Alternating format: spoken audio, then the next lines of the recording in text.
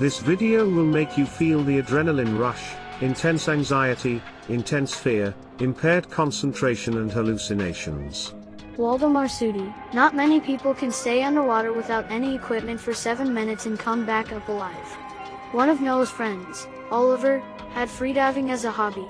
With his daily breath-holding exercises combined with diving practice every Saturday, his record for staying underwater was 4 minutes, and whenever he got the opportunity, he would brag about that to his friends. Noah and Oliver went to the same school together when they were kids, and one time when they were in 3rd grade, Oliver convinced Noah to go underwater and hold his breath to see how long he would be able to take it.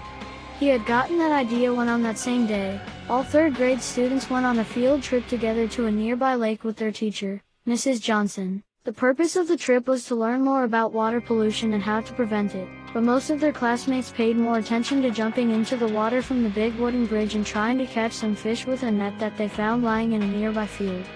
After lunch that day, when all the students were sitting on the bridge and Mrs. Johnson had to go away to answer a phone call, Oliver seized the opportunity. He grabbed his phone, told Noah to get ready, and started the timer. Noah took a deep breath, jumped into the lake, and after about 15 seconds, he felt a wave of panic through his body and swam up to the surface again. The feeling of not being able to get any air was something he still remembered, and even though he hadn't been in a dangerous situation that day, his body reacted like he was about to drown. Mrs. Johnson had even called both their parents after another classmate told her what happened, and they got grounded for a week after that. Don't you remember? He suddenly heard Oliver say from one of his AirPods. He had forgotten that he was on a call. Without replying, Noah touched the screen on his phone and looked at the clock. 8 minutes had gone by. He started to bite one of his nails as he looked at the surface of the water. The only people that he saw were a mom and her son. They were right next to the big wooden bridge, playing with one of those inflatable footballs that they threw at each other. 10 years had passed since the day he visited this exact area on the field trip, and it still looked very similar to before. There were only a few things that gave away the time that had passed. The wood on the bridge had started to become a bit bleached from the sun. Some planks were missing here and there, and the old, rusty ladder had been replaced with a bigger one. The green wooden planks of the cafe had been repainted, and they had built a whole new area with a small bar closer to the water. The tables around where Noah was sitting were full of people drinking iced coffee and cocktails. Everyone focused on the view of the lake and their friends or family they were spending time with. Even though the sun was out and the temperature was higher than the weather forecast had predicted the day before, almost everyone wanted to stay on land. The water had become dirtier and dirtier every year from people throwing their trash here, and just last week, signs had been put up all around the area, warning people about diving and swimming.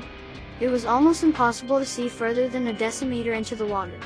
The danger of ignoring the signs was not because of all the dirt and trash in the water, but because you couldn't see where the sharp rocks on the bottom of the lake were anymore. Noah looked at his phone and got back to the call. I remember. 4 p.m. at the tram station. See you then, he said to Oliver before hanging up the call. He removed his headphone and turned around to look at the lifeguard, who was drinking an iced tea while glancing at the water where the mom and her son were playing. He seemed to direct all of his attention to them and the surrounding area, which made Noah a bit more relaxed. But it had now been 8 minutes since the woman entered the water, and Noah hadn't seen one trace of her since. What caught his attention about her was the fire-like red hair and her height. She must have been at least 190 centimeters tall.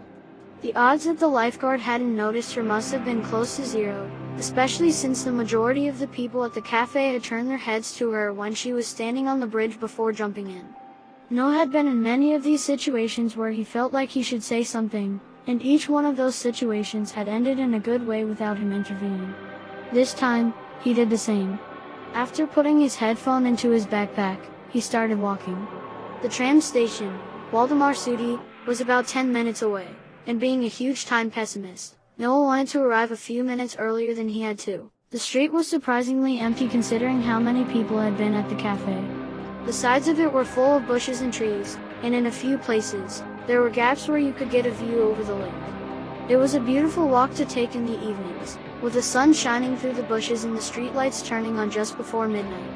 Even though it was very close to the city, there weren't many people who knew about this place since it was all the way to the edge of the island. Most people stopped at the station before this one, where there was an amusement park and a zoo located.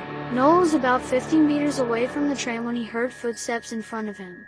It sounded like someone running with a lot of force, and then stopping instantaneously, almost like a character in a video game. He looked up and saw the woman who had entered the water earlier. She was standing right next to the tram tracks, staring at him with water dripping out of her mouth. Her clothes were soaked, and her red hair looked dark brown now when it was wet.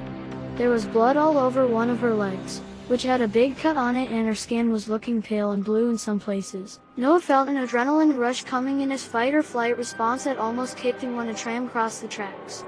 It had a red sign on it, which meant it was going straight to the end station without stopping to pick up or leave passengers at stations. After a few seconds, it went around the corner, and as he had thought for a split second when he first saw it, Noah couldn't see the woman anymore. The only one he saw was Oliver. He had just passed the corner of the street and was waving at Noah with a big smile on his face. Noah started walking towards the tracks, his legs shaking a bit from the hallucination that he had just had. This had happened to him a few times before. When he overthinks something, he would have dreams or nightmares about it the next night, or sometimes even hallucinations. He came up to Oliver and they greeted each other with a tight hug, right before their tram came. It stopped, opened its doors, and they scanned their tickets before sitting down in front of each other, next to a window. The tram was almost always empty when you entered it at this station, but since the amusement park was next, it would always be crammed for the rest of the trip. "Time optimist," Oliver said with a grin, referring to Noah being early once again. Noah smiled and gave Oliver a light punch in the stomach, before looking out the window. The tram started moving, and after a few meters, Noah's gaze stopped at the ground right next to the tracks. His heart leapt up in his throat when he saw that there was a big puddle of water where the woman in his hallucination had been standing a few minutes earlier. Thank you for listening, and don't make yourself a coward.